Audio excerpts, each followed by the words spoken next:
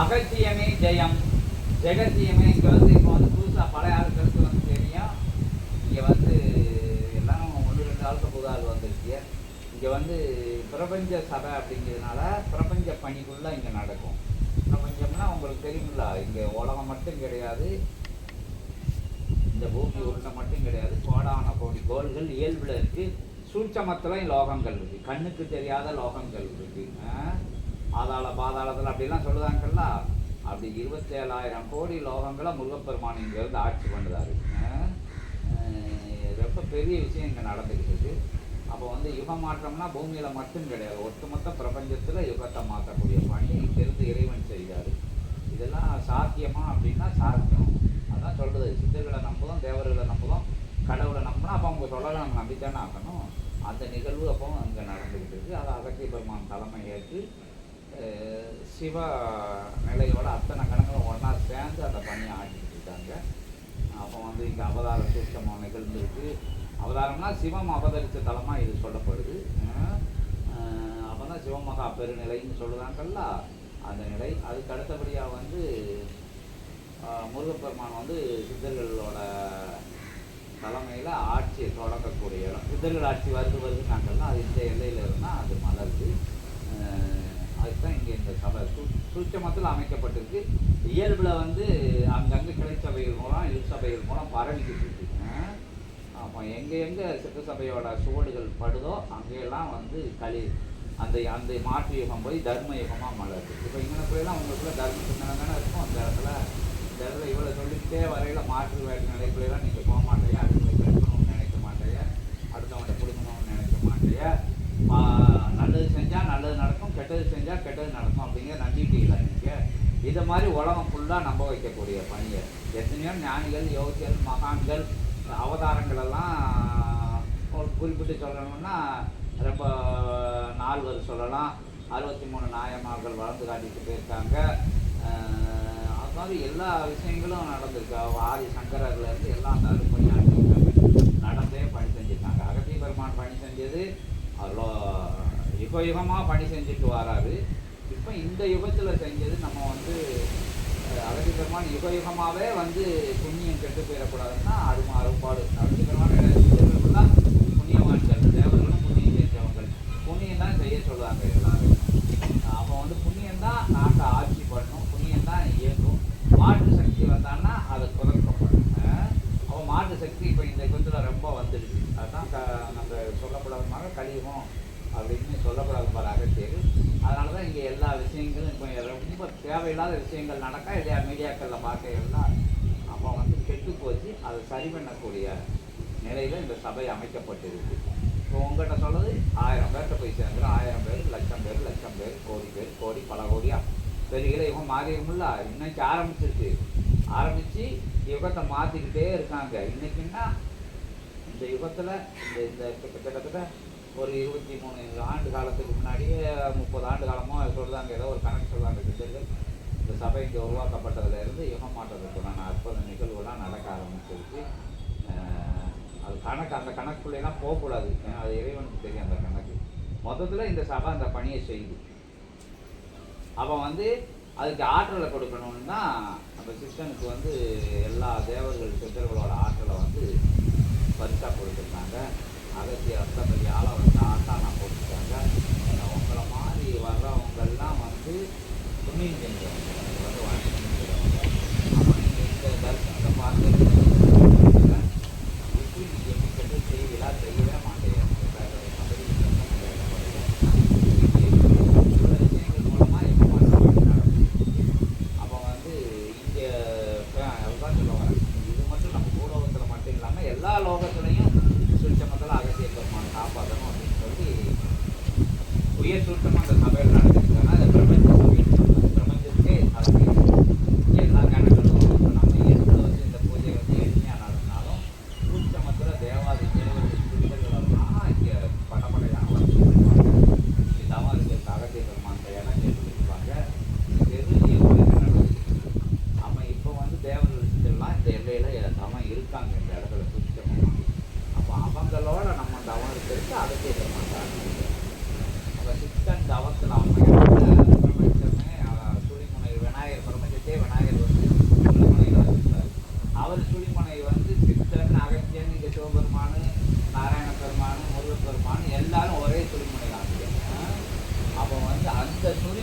நீங்கள் நம்ம கலக்கணும் அப்படின்னா நம்ம என்ன செய்யணும்னா நம்ம அமைதியாக இருக்கணும்.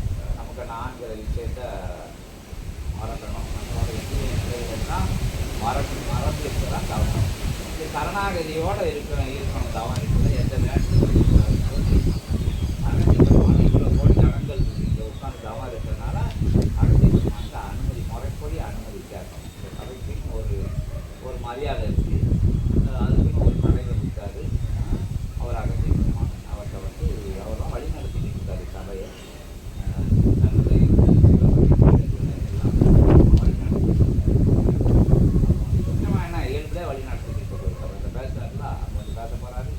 எங்களை இத்தனை வருஷமாக வழி நடத்திக்கிட்டு இருக்காரு. இன்னும் வழி நடத்த போகிறாரு.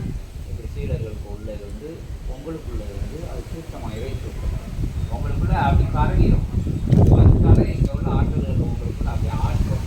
அப்போ உங்களுக்கு நல்ல விஷயம்னா கண்டிப்பாக தெரியும், கெட்ட விஷயம் தெரியவே தெரியாது. கெட்ட விஷயம் எதுவும் வந்தாலும் பார்த்துக்கலாம் போகுது. இங்கே உள்ள தைரியமாக இருப்பாங்க சித்தசபை சீடர்கள். இங்கே ஜாதகமெல்லாம் வேலை பார்க்காது. இங்கே வந்துட்டாங்கன்னா சரணாகதி ஆகிட்டா இங்கே சிவசபைக்குன்னா பிரபஞ்சத்தோட ஆற்றல் நீங்கள் வந்துட்டீங்கன்னா உங்கள் ஜாதகமெல்லாம் பொய்த்து போயிடும். அதான் அதெல்லாம் எடுக்கவே வேண்டாம். உங்களுக்கே ஜாதகம் எடுக்கணும்னு தோணவே தோணாது. எங்களுக்கெல்லாம் தோணலை. சீடர்கள் யாரும் இங்கே ஜாதகத்தை திருப்பியே பார்க்க மாட்டாங்க.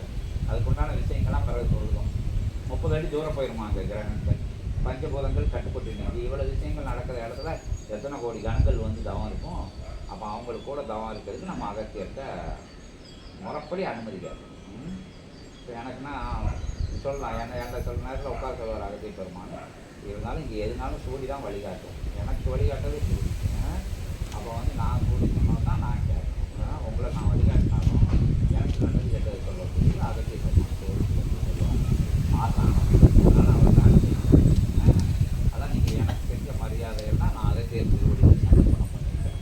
அகத்திய பெருமான் அப்படியே சிவபெருமான் சிவபெருமான் பிரபஞ்சத்துக்கு திருப்பி சமர்ப்பணம் பண்ணிடுவார். அதான் இங்கே நடந்துருக்கு. ஒரே சுழல் தான். அதனால் இங்கே யார் பெரியார் என்ன எவ்வளோன்னு சொல்லக்கூடாது. அதனால் எல்லாரும் வந்து சீடர்களும் நாளைக்கு இறைநிலை அடைய போகிறாங்க. எத்தனை சீடர்கள்லாம் சித்த நிலை அடைய போகிறாங்க. பரவாவான கட்டாயம் போகிறாங்கன்னா பிறக்கக்கூடிய சிரஞ்சீவி வரம் இங்கே அருளப்பட்டிருக்கு. சுத்தமே கொடுத்துருக்கு. சீடர்களுக்கு புதுச மட்டும் கொடுத்து வெளியே சொல்ல மாட்டாங்க. அதனால சிரஞ்சீவி வரம் எப்பவுமே இப்படி இருக்கலாம். உடம்பு அழிஞ்சிடும், எல்லாம் அழிஞ்சாலும் நம்ம கடவுளாக நம்ம அகற்றி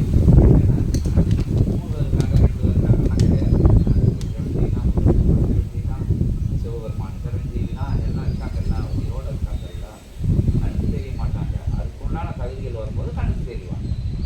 அப்படி மாதிரி இப்போ சிவபெருமான் வந்து இங்கே சிரஞ்சீவி வரம் இங்கே கொடுத்தாச்சு. சபைக்கு சபை ஆசானுக்கெல்லாம் கொடுத்தாச்சு. ஏன்னா என்ன வந்து நீங்கள் உங்களுக்கும் கொடுத்துக்கிட்டு இருக்காங்க. என்ன வெளியே தெரியாது. அப்போ வந்து நீங்கள் கவலை இல்லாமல் இப்படி இருக்கலாம். வரவா வரோம் அது இதுலாம் சொல்லுவாங்கெல்லாம் திருப்பி பிறப்பு கிடையாது. இங்கே வந்து கருணாகதியில் திருப்பி பிறப்பு கிடையாது. பிறப்பு கிடையாது. இந்த காம லோகமான மாற்றத்தை தாங்கி இந்த பூலோகத்தில் கடி நிலைகளில் உள்ள உலாண்டுட்டு வரக்கூடிய நிலைகள் இல்லாமல் பார்த்துக்கிட்டு ஆட்சி பண்ணிக்கிட்டு இருக்கோம். பிரபஞ்சத்தையும் இந்த சபை ஆளப்போகுதுன்னு சொல்கிறாங்க. ஆண்டுக்கிட்டு இருக்கு. ஆளப்போகுதுன்னு திருச்சமத்தில் ஆண்டுக்கிட்டு இயல்பில் கொஞ்ச நாளில் இங்கே எல்லைகள் மக்களுக்கெல்லாம் பெரிய கட்டணங்கள் வேணும். அங்கங்கே ஃபோன் பண்ணால் எடுக்கிறதுக்கு ஆள் வேணும். என்ன சட்டத்திட்டங்கள் போட்டாலும் நடக்கணும். அதெல்லாம் சித்தசபை செய்யணும். இந்த சீடர்கள்லாம் நாட்டை ஆட்சி பண்ணணும் பின்னாடி அப்படின்னு சொல்லி இங்கே இப்போ அந்த அவமானிக்கிறதுக்கு உண்டான விஷயங்களை அதை செய்யணும். இன்புற்று வாழ்க அகத்தியமே ஜெயம். ஆனந்தமே அகத்தியம். ஆனந்தம் மட்டுமே அகத்தியம். அனைத்தும் தெரிந்தவனே போற்றி, அனைத்தும் ஆனவனே போற்றி, அனைத்திலும் திளைப்பவனே போற்றி, அனைத்திற்கும் உழைப்பவனே போற்றி, உயர் மகா சூட்சமத்தை நிகழ்த்துவவனே போற்றி, நிகழ்த்தி அமர்ந்தவனே போற்றி, நிகரில்லாத பெருமகனே போற்றி, சத்திய சீரனே நித்திய சீரனே நிகரில்லா பெருமகனே பேராற்றலை எழுகடல் உண்டு ஏழுலகம் ஆளுகின்ற எழில்மிகும் சித்தனே ஒட்டுமொத்த கணங்கள் ஓரெல்லை செல்ல மறு எல்லை சென்று மகத்துவம் புரிந்தவனே மகத்துவம் மிக்க அகத்திய மகரிஷியே என உம்மை போற்றி புகழ்ந்து திருவடி வணிந்து திருக்கோலம் கண்டவனே அருக்கோலம் கொண்டவனே அருள் சபை திருச்சபை அமைச்சவனே திருவருளாய் அற்புதமாக யுகத்தை மாற்றும் பணிதனை அற்புதமாக ஆட்சி வருகின்ற ஆற்றல் மிகுந்த சித்தனே, படைகள் கொண்டவனே, சித்தர்களை சீடர்களாக கொண்டு அமர்ந்தவனே, தலைமை மகுடம் சூடியவனே, சமத்துவம் வேண்டி நிற்பவனே, போற்றி போற்றி போற்றி என பிரபஞ்ச மகாசபையை, பேராற்றல் மிக்க சபையை, இறை அமர்ந்த சபையை, இறையோடு பேசும் சபையை, இறை நூல் பெற்ற சபையை, ஈடு இணையில்லாத சபையை, இளையவன் அமர்ந்த சபையை, மூத்தவன் துளிமுனையில் கொண்ட சபையை, முக்தி தரும் சபையை, இறை சக்தி தரும் சபையை, அருள் ஆற்றல் பகிரும் சபையை, ஆற்றல் மிகுந்த அற்புத சபைதனை வணங்கி அகத்தியம் எனும் பேராற்றலை, பெருமகா சூட்சமகாரியை, இறை ரூபனை, இறை பெருமகனை, இறையாய் அமர்ந்தவனை, இறை கோலம் கண்டவனை போற்றி புகழ்ந்து உயர் நிலையே ஒற்றி, உன்னத பெருநிலையே ஒற்றி, உத்தம இருபெரும் நிலையும் ஒன்றாய் கொண்டவனே போற்றி, சிவமகா மகா நிலையோடு இணைந்தவனே போற்றி, சித்த பெருங்கடலே, ஞான பெரும் கடலே, ஞான பெரும் கூடலே போற்றி போற்றி போற்றி என